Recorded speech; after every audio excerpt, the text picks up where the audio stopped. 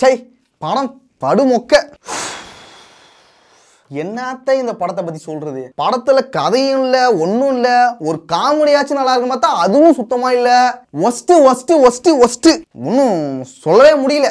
இப்படியெல்லாம் இந்த படத்தை பத்தி எந்த பக்கம் திரும்பினாலும் ஒரே வன்மமா கேட்க வச்சிருக்காங்க.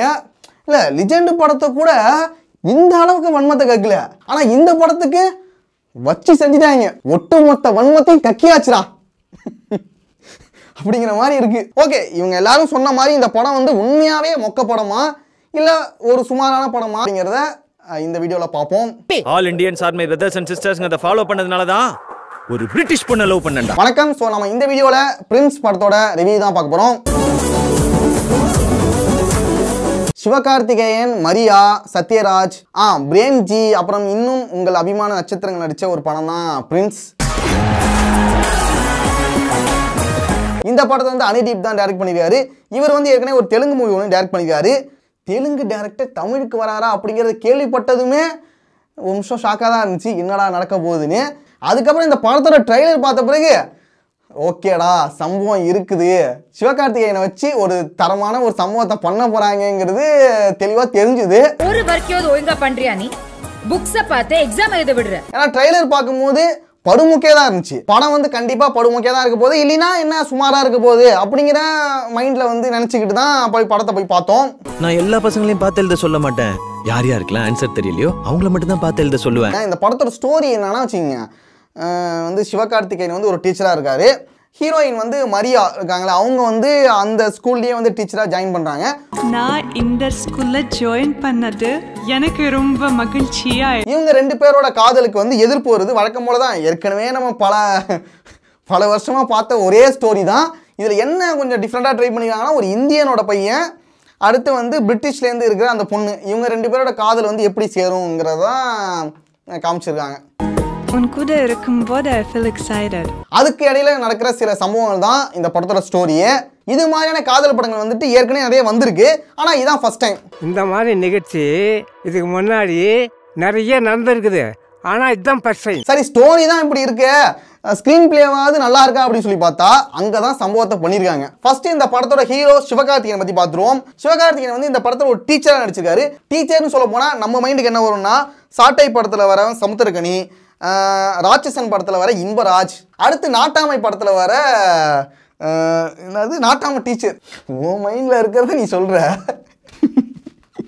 பட் ஆனால் இந்த மாதிரியான டீச்சரா இல்லாம டான் படத்துல ஸ்டூடெண்டா இருப்பார்ல, அந்த ஸ்டூடெண்டே டீச்சரா மாறலாம் எப்படி இருப்பாரு அப்படிங்கிற மாதிரி தான் இந்த படத்தை நடிச்சிருக்காரு.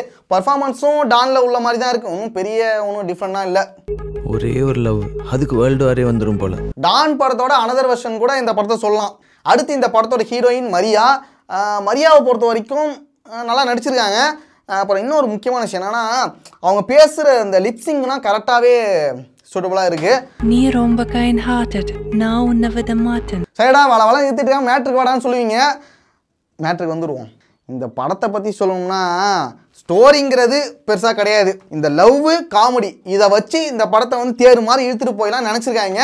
கடைசியில் தெருவில் விட்டுட்டாங்க. All Indians are my brothers and சிஸ்டர்ஸ்ங்கத ஃபாலோ பண்ணதுனால தான் லவ்வும் ஸ்ட்ராங்கா இல்ல, காமெடி பெருசா ஒர்க் அவுட் ஆகல. அதனால இதை வந்து ஒரு சுமாரான படம் தான் சொல்லணும். ஒன்று லவ் ஸ்ட்ராங்கா இருந்தா நல்லா இருந்திருக்கும், இல்லைன்னா காமெடி ஸ்ட்ராங்கா இருந்தா நல்லா இருந்திருக்கும். ஆனா இந்த படத்துல ரெண்டுமே ஆவரேஜா தான் இருக்கு. ஒரு பிரிட்டிஷ் பொண்ண லவ் பண்ணேன். ஒரு 10 காமெடி போட்டா 5 கிரிஞ்சா இருக்கு, 5 நல்லா இருக்கு. இதுல ஏதாவது ஒரு ரெஸ்பான்ஸ் இருக்காடா உங்ககிட்ட? அது எப்படின்னா, ஃபர்ஸ்ட் ஹாஃப் வந்து இந்த படத்துல வந்து படுமுக்கம் தான் சொல்லுவேன். ஒரு சில காமெடி வந்து ஒர்க் அவுட் ஆச்சு, ஒரு சில சீன்ஸ் வந்து நல்லா இருந்துச்சு தவிர மற்றபடி ஓவராலாக பார்க்கும்போது ஃபர்ஸ்ட் ஹாஃப் வந்து படுமொக்க. அதுலேயே ஓடி போயிடலாமா, ஃபர்ஸ்ட் ஹாஃப் பார்த்துட்டு அப்படியே ஓடி போயிடலாமான்னு கூட சில பேருக்கு தோணலாம். ஏன்னா அந்த அளவுக்கு ஒரு மட்ட ரகமாக தான் இருந்துச்சு. இதுதான் ஒரு உண்மை. இது ஒரு சாதாரணமான ஊர் பிரச்சனை அல்ல. அடுத்து செகண்ட் ஹாஃப் பார்க்கும்போது ஓகேடா, ஃபர்ஸ்ட் ஹாஃபுக்கு இது கொஞ்சம் செகண்ட் ஹாஃப் வந்து பரவாயில்லடா, ஓகே, சில காமெடிகள் வந்து நல்லாவே ஒர்க் அவுட் ஆகுது. ஃபர்ஸ்ட் ஹாஃபுக்கு இது ஓகேடா அப்படிங்கிற மாதிரி தோண வைக்குது. 18 வயசுக்கு மேலே இருக்கவங்களாம் மேயர் சார். நம்மளை பொறுத்த வரைக்கும் எந்த ஒரு விஷயமா இருந்தாலும் ஸ்டார்டிங் வந்து பல அடிகள் வாங்கினாலும், பல இன்னல்கள், பல துயரங்கள் வந்தாலுமே எண்டிங் வந்து ஓரளவு நல்லா முடிஞ்சதுன்னா வச்சுங்க, ஓகேடா சந்தோஷமா இருக்கும்டா அப்படின்னு தோண வைக்கும்ல. ஸோ அது மாதிரி ஸ்டார்டிங்கில் வந்து ஆரம்பிச்சு இந்த ஃபர்ஸ்ட் ஹாஃப் வந்து படுமோக்கே ஆரம்பிச்சு போனாலும் எண்டிங்கில் ஓரளவு ஓகேடா அப்படின்னு தோண வைக்கிறதுனால இந்த படம் வந்து ஒரு ஆவரேஜான படம், படுமொக்கன்னு சொல்ல மாட்டேன், ஒரு ஆவரேஜான படம்டா அப்படின்னு சொல்ல வைக்கும். சொல்ல வச்சிருக்கு. ஆனால் வந்து பல பேர் வந்து சோஷியல் மீடியாவில் நிறைய பேர் வந்து ரொம்ப வன்மத்தை கேட்குறாங்க. அது எதனால் கேட்குறாங்கன்னு தெரியல. ஒரு இந்தியன் ஒரு பிரிட்டிஷ் பெண்ணை காதலித்ததனால் ஏற்பட்ட பிரச்சனை. சில பேருக்கு இதில் உள்ள எல்லா காமெடியும் கிரிஞ்சா கூட தோணலாம். அது இன்னொரு விஷயம் என்னன்னா, எல்லா காமெடியும் சில பேருக்கு நல்லா கூட இருக்கலாம்ல. என்னடா போட்டு குழப்புற. இல்லை உங்களுக்கு வந்து தெளிவாக சொல்கிறேன். என்னன்னா வச்சுங்க, குக் வித் கோமாளி ஷோ வந்து நிறைய பேர் பார்த்துருப்பீங்க. என்னை பொறுத்த வரைக்கும் அந்த ஷோ வந்து நான் படுமொக்கடா இதெல்லாம் காமெடினா சிரிப்பீங்களாடா, இதெல்லாம் ஒரு காமெடியாடான்னு கேட்பேன். ஆனால் அதுக்கே என்னை வந்து திட்டுவாங்க. ஏன்டா உனக்கு குக் வித் கோமாளி ஷோ பற்றி தெரியுமாடா, உனக்கு அது எப்படிப்பட்ட ஷோ தெரியுமாடா உனக்கு, அதில் பண்ணுறதாண்டா காமெடி. நானா புகழோட ஃபேன்டா, எனக்குலாம் சிவாங்கி அவ்வளோ பிடிக்கும்டா.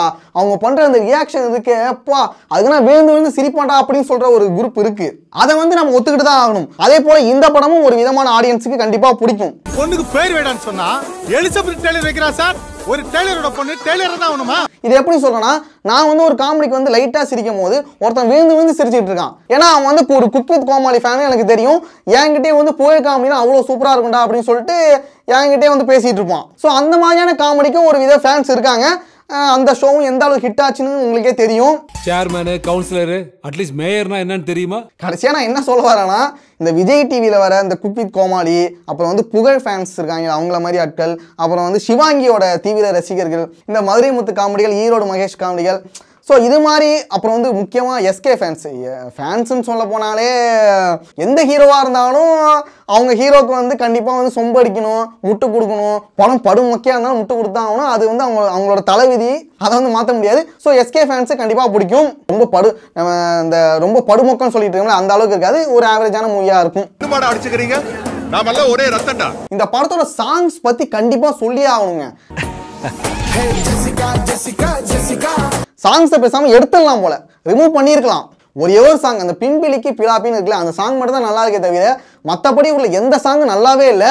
அதுவும் இந்த லவ் ஃபெயிலியர் சாங்னு ஒன்று வரும் பாருங்க, எப்பா பேசாமல் அனிருத்திட்டே கொடுத்துருக்காங்க போல மியூசிக்கை. டாவியா மாதிரி ஒரு சாங் கிடச்சிருக்கும். ஆனால் இது லவ் ஃபெயிலியர் சாங்கா இல்லை வந்து ஒரு ஜாலிக்கு ஆடுற சாங்காங்கிறது டவுட்டாக இருக்குது. இந்த படத்தோட கிளைமேக்ஸில் வந்து பார்டர் காமெடி ஒன்று வரும். அந்த பார்டர் காமெடி வந்துட்டு பாண்டிச்சேரியில் உள்ளவங்களுக்கு, அந்த பார்டரை பற்றி தெரிஞ்சவங்களுக்கு அது வந்து கனெக்ட் ஆகும். அது வந்து சிரிப்பாங்க, ரசிப்பாங்க, கொண்டாடுவாங்க. இந்த பார்டரை பற்றி தெரியாதவங்களுக்கு இந்த காமெடி வந்து சத்தியமாக புரியாது. எதுக்குடா சம்மந்தமே இல்லாமல் இந்த என்னமோ பேசிகிட்டு இருக்காங்கன்னு தோணும். எனக்கு வந்து அந்த பார்டரை பற்றி தெரிஞ்சதுனால கொஞ்சம் புரிஞ்சுது. அடுத்து சர்தார் படம் இருக்குது. அந்த படத்தை பார்த்துட்டு யார் வின்னருங்கிறத முடிவு பண்ணிக்கலாம். அதில் என்ன பண்ணி வச்சுருக்காங்கன்னு தெரில வேறு.